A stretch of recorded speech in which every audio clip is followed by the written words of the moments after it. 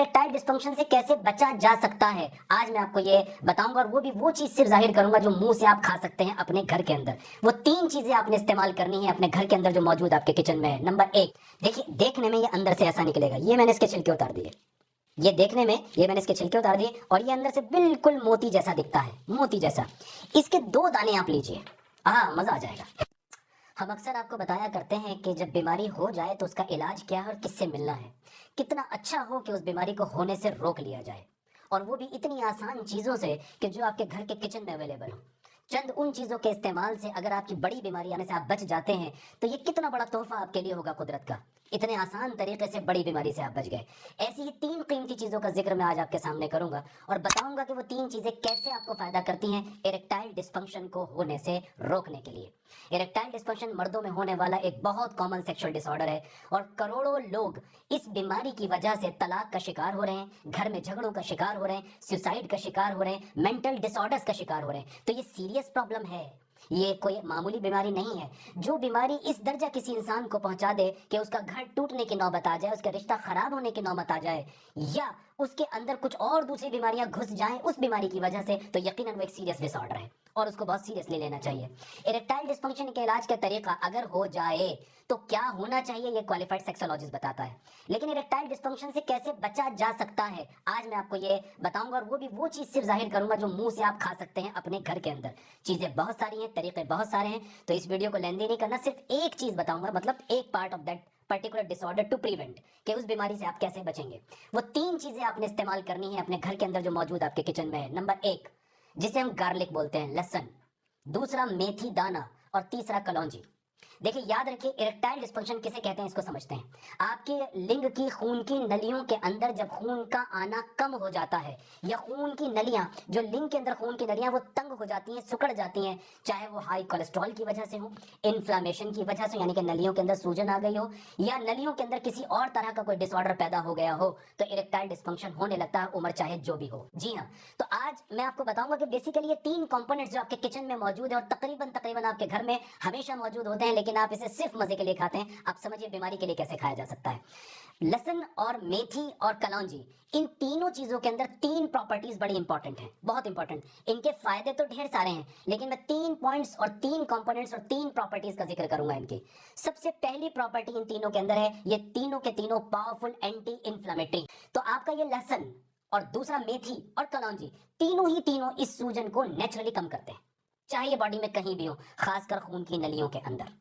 जी हाँ, दूसरी प्रॉपर्टी जो इरेक्टाइल डिस्फंक्शन भी पैदा करती है वो क्या है, जो इन चीजों के अंदर मौजूद है जिसके खिलाफ ये काम करती हैं, ये तीनों के तीनों आपके शुगर को बैलेंस करती हैं। याद रखिए, जब हमारे खून के अंदर ब्लड शुगर लेवल थोड़ा सा भी बढ़ने लगता है, जैसे प्री डायबिटिक पेशेंट्स होते हैं, डॉक्टर्स अक्सर ये कह दिया करते हैं अभी आपको शुगर नहीं हुआ है, और ये बात सुन के पेशेंट को ऐसा लगता है कि मेरी शुगर ठीक है। हालांकि मामूली शुगर का डिस्टर्ब होना भी इस इन्फ्लेमेशन का कारण बन जाता है, जो हमें पता नहीं लगता, और उसका नतीजा हमें भुगतना पड़ता है चंद सालों के बाद। ये तीनों के तीनों जो कंपोनेंट हैं, ये जो तीनों के तीनों आपके मसाले हैं, मसाला ही कहूंगा मैं इसको, इन तीनों के अंदर पावरफुल एंटी डायबिटिक इफेक्ट्स हैं। यानी कि ये आपके शुगर को मेटाबोलाइज भी करते हैं और रेगुलराइज भी करते हैं। तो खून की नलियों के अंदर खून का फ्लो बहुत हेल्दी, साफ सुथरा दौड़ रहा होता है। जी हाँ, अब तीसरी चीज पे आते हैं। इरेक्टाइल डिस्फंक्शन पैदा करने में ऑक्सीडेंट्स का बहुत बड़ा काम है, यानी कि आपकी डाइट से आने वाले गंदे केमिकल, पोल्यूशन से आने वाले गंदे केमिकल, आपकी सांस के जरिए आपके शरीर के अंदर घुसने वाले गंदे केमिकल, सिगरेट, शराब, तंबाकू या इसी तरह की कुछ खतरनाक दवाइयों का इस्तेमाल, इसकी वजह से, इन सब चीजों की वजह से आपकी बॉडी के अंदर कुछ गंदे केमिकल बनते हैं जिन्हें हम ऑक्सीडेंट्स बोलते हैं। ये ऑक्सीडेंट आपकी इन लिंग की नलियों को तंग कर देते हैं और इनके फ्लो को रोकना शुरू कर देते हैं, यानी कि अगर रास्ता इतना चौड़ा है तो घट के नैरो होने लगता है। ये तीनों ही जो मैंने कंपोनेंट बताए, जिसमें लहसुन है, मेथी है और कलौंजी है, ये तीनों की तीनों के अंदर पावरफुल एंटीऑक्सीडेंट मौजूद है, पावरफुल एंटीऑक्सीडेंट। अंदाजा लगाइए कुदरत ने आपके घर के अंदर कितनी कीमती दवाइयां रखी हैं और आपको इसका इल्म भी नहीं और आपको इसका पता भी नहीं, क्योंकि आप इन्हें सिर्फ बचपन से मसाले समझते हैं। लेकिन फर्क एक है कि इसका इस्तेमाल का तरीका सही हो, ये मैं आज आपको बताऊंगा। सबसे पहले मैं एक बात और बताऊंगा, लहसुन जो हम घरों में इस्तेमाल करते हैं, ये लहसुन भी वही इफेक्ट्स रखता है, लेकिन मेरा तजुर्बा ये कहता है कि पहाड़ी लहसुन, कश्मीरी लहसुन के नाम से भी लोग जानते हैं, उर्दू में इसको कोही लहसुन भी बोला जाता है। इसके दो दाने आप लीजिए, हाँ मजा आ जाएगा। आप इसके दो दाने लीजिए और सुबह को खाली पेट मुंह में डाल लीजिए जनाब, और इसको चबा लीजिए। थोड़ी सी लहसुन में एक स्मेल होती है यार, हम दुनिया भर में इतने पोल्यूशन में कितनी चीजें सूंघते हैं, थोड़ा सा इसको सूंघ लो, इसमें तो सेहत है ना। तो इस 2 दाने लहसुन के, आप खाने में जो लहसुन खा रहे हो खाते रहिए, मैं उसको नहीं चेंज कर रहा। इन 2 दानों को मुंह में डाल के चबा लीजिए और ऊपर से मुमकिन हो तो थोड़ा सा गुनगुना पानी पी ले, दैट्स इट। बस इसके अलावा कुछ नहीं करना। इसका इस्तेमाल शुरू कर दीजिए। इसके साथ मेथी और कलौंजी का इस्तेमाल कैसे करना है वो भी बता देता हूँ बहुत आसान तरीके से। दोनों का बराबर बराबर अमाउंट ले लीजिए। मेथी का भी बराबर अमाउंट, देखिए मेथी तो घर में सब जानते हैं, पीले दाने होते हैं वो, और कलौंजी भी बहुत इजीली अवेलेबल है। काला दाना जो होता है, इन दोनों को बराबर बराबर अमाउंट में लीजिए। मान लीजिए 100 ग्राम ये लिया तो 100 ग्राम वो लीजिए। दोनों को आपस में मिक्स करिए। अगर उसके अंदर कोई किरकर वगैरह उसको साफ कर दीजिए और ग्राइंडर में पीस लीजिए।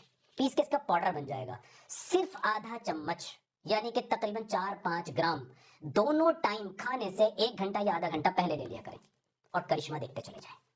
इतना मामूली सा इस्तेमाल का तरीका है और ये आपकी इरेक्टाइल डिस्फंक्शन को प्रिवेंट करने में चमत्कारी काम कर सकता है। प्रिवेंट करने में यानी कि उसको आने से रोकने में कीजिए। चलते चलते एक बात मैं आपसे जरूर शेयर करूंगा। ये जो मैंने 3 चीजें बताई हैं, प्लीज जरा ध्यान से सुनिए, क्योंकि कभी कभी सुनने की गलती से लोग गलत इंफॉर्मेशन ले लिया करते हैं और उसको गलत तरह से आगे फैला देते हैं। तो सुनिए, मैंने ये 3 चीजें जो बताई हैं ये बीमारी होने से रोकने के लिए है।